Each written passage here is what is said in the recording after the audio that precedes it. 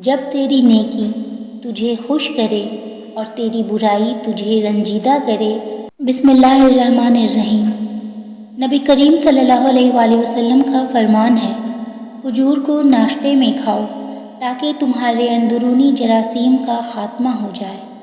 فخر دو عالم محمد رسول اللہ صلی اللہ علیہ وآلہ وسلم نے فرمایا، جب تیری نیکی تجھے خوش کرے اور تیری برائی تجھے رنجیدہ کرے تو مومن ہے۔ رسول اللہ صلی اللہ علیہ وآلہ وسلم نے فرمایا، کیا میں تمہیں بھلائی کے دروازے نہ بتاؤں؟ روزہ گناہوں سے بچنے کی ڈھال ہے۔ صدقہ گناہوں کو یوں مٹا دیتا ہے جیسے پانی آگ کو۔ نماز آدھی رات کے وقت آدمی کا نماز پڑھنا۔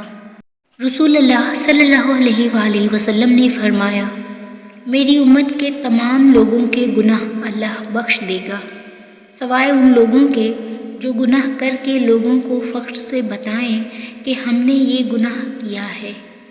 لوگوں سے اپنی ضرورت چھپائے رکھنا۔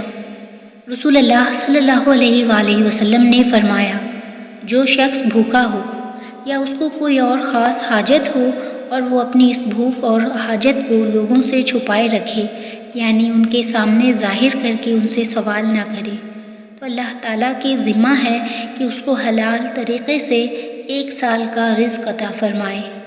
رسول اللہ صلی اللہ علیہ وآلہ وسلم نے ارشاد فرمایا، جس نے تکلیف دی اسے اللہ تکلیف دے گا، اور جس نے کسی پر مشقت ڈالی اللہ اس پر مشقت ڈالے گا۔ رسول اللہ صلی اللہ علیہ وآلہ وسلم نے ارشاد فرمایا، اگر تم کو ٹکڑے ٹکڑے کر دیا جائے پھر بھی شرک نہ کرنا۔ رسول اللہ صلی اللہ علیہ وآلہ وسلم نے ارشاد فرمایا، تندرستی کی حالت میں آدمی کا 1 درہم صدقہ کرنا موت کے وقت 100 درہم صدقہ کرنے سے افضل ہے۔